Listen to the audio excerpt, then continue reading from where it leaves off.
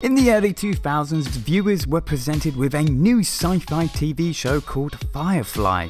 Unfortunately, it was presented in a jumbled up order and then cancelled after one season. But fans would not be left abandoned, and in 2005 a little film called Serenity would appear in cinemas, giving fans a closure to the characters that were introduced in 2002.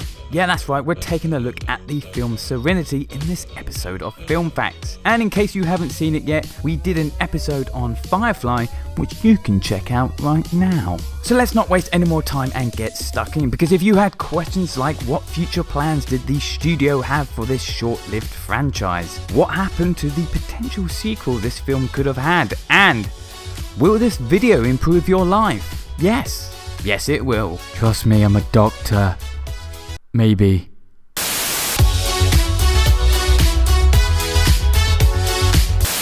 Oh, would you look at that, it's number 1. So, Serenity is a 2005 sci-fi western film written and directed by Joss Whedon. The film is a continuation of the 2002 TV show Firefly, which was cancelled after only one season. The film takes place after the last episode of the show and is designed as a way to create some sort of closure to the characters of Firefly, as fans were left with no more episodes after the first season, and it was unlikely the show would return anytime soon. All the original cast is back, and some of the old sets of the show were recreated with some enhancements for motion picture. The film follows the crew of the Serenity, a Firefly class ship, as they try and make a living as outlaws while also trying to avoid the galactic superpower known as the Alliance. The film also brings back a minor villain faction that was featured in the TV show known as the Reavers, and gives them a much larger role in the film. Serenity also introduces a new villain named the Operative, an Alliance agent tasked with tracking down and capturing River Tam, who escaped the Alliance with the help of her brother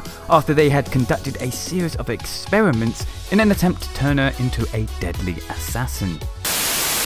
Number 2.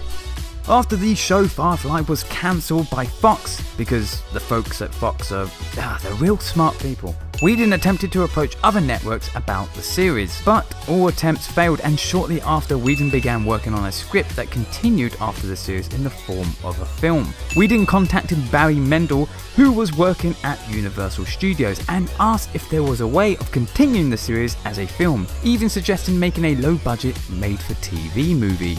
Whedon was introduced to a Universal Studios executive who had seen Firefly and immediately signed on to the project, even though Whedon had yet to finalise the story. Universal acquired the rights to the film from Fox, and Whedon began work on the screenplay. Joss Whedon's task was to explain the premise of a TV show that few people had seen without dragging out the explanation and boring both new and old viewers. Oh, it's number 3. Whedon took story points that were planned for a second season of Firefly and included elements of those into the script of Serenity. All the major cast members were available and willing to return, however, there were 2 members that were unable to commit to any sequels that might have been made. Those cast members were Ron Glass and Alan Tudyk. This led to a decision that would crush the hearts of many Firefly fans. Yeah, I think you know where this is going. To solve this issue, in case a sequel was ever made, Joss Whedon decided to kill both of those characters off within the script for the film. Yeah, that's one way to do it, I guess. You fucking monster. Oh wait, apparently he is a monster. Oh, number 4. Since the budget for this film was fairly low, CGI had to be used sparingly. Many sets and props were created to minimise the use of computer-generated imagery. All the old sets for the show had to be rebuilt as the old ones were torn down, and according to Nathan Fillion, he supplied the crew with blueprints used to build the original set for the Firefly ship. Images from the Firefly DVD were also used as a reference when rebuilding some of the original sets. I got 5 on it. Oh, copyright strike. Serenity has a lot of firsts. It was Joss Whedon's first ever feature film directorial debut. It was Summer Glau's first ever feature film, and it was the first film from Universal to be released on HD DVD. And oh boy, what an amazing future that format had in front of it at the time, eh? Oh wait, yeah, it died.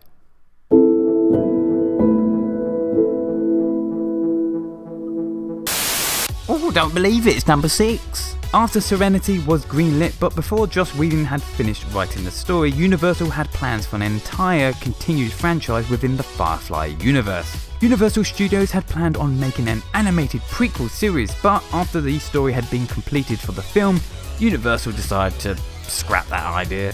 That prequel lived on, however, in the form of a 3-issue comic book miniseries intended to bridge the gap between the TV show and the film. The miniseries was called Serenity, Those Left Behind. A sequel was also in the question after the release of Serenity. Universal had considered making a TV movie sequel for the Sci-Fi channel. It was reported that the chances of a sequel would depend on the sales made from the collector's edition DVD of Serenity. Looks like we're never gonna get that Serenity 2 Electric Boogaloo. Number 7, baby. Number 7. While Serenity has numerous themes running through its story, one theme in particular seems to appear to be the central and most important theme, which is the power of choice. Whedon had described the Alliance as not so much an evil empire but more of an authoritarian style regime. Whedon continued to explain that the Alliance's main problem is that it seeks to govern everyone, regardless whether they desire to belong to a central government or not, and that the crew of the Serenity represents the idea that people should have the right to make their own decisions even if those decisions are bad. Whedon also mentioned that the most important line in the whole film is this one here. I'm gonna show you a world without sin. He goes on to explain that a world without sin would be a world without choice, and that choice is what ultimately defines humanity. You wanna know a secret? It's number 8. To help market the film, Universal Studios organised a preview of the rough cut of the film to fans of Firefly in a total of 35 cities in North America. The screenings didn't bear the name of the film and relied exclusively on word of mouth within the fan base for promotion. The screenings sold out in less than 24 hours and in some cases 5 minutes. That's fucking nuts. Good heavens, number 9. Serenity marks the second film Joss Whedon has worked on that featured space pirates, the other being Alien Resurrection, released in 1997 and written by Joss Whedon. In fact, the ship known as the Betty in Alien Resurrection can be seen in this movie posing as a Reaver ship, which eventually gets destroyed by the Serenity. I don't know if Whedon is trying to send a message, like he wants to destroy that movie. Yeah, fuck it, he probably does. I say, old chap, it's number 10. Universal Studios pulled out several methods of promotion when it came to this film. We've already talked about the rough cut, but another such version was a series of short videos known only as Session 416. Sometimes things move a little slowly for me. I imagine they do. What's your favorite subject? I'm finding physics a challenge. You're in the graduate program already. They call me Little Mouse. These videos were released on websites and various message boards as a form of viral marketing. The videos were shot with a tiny crew and low-grade cameras and presented in black and white. The videos take place before the events of Serenity and Firefly and depict counselling sessions between River and an unnamed therapist played by Whedon himself while she is being held at the Alliance Academy. Your brother. He's a doctor, right? He's a trauma surgeon in Capital City. Quite a family. Simon's a genius. I can never do what he does. The videos show the progress from a somewhat normal girl to an unhinged and mentally troubled young woman that we meet in the TV show.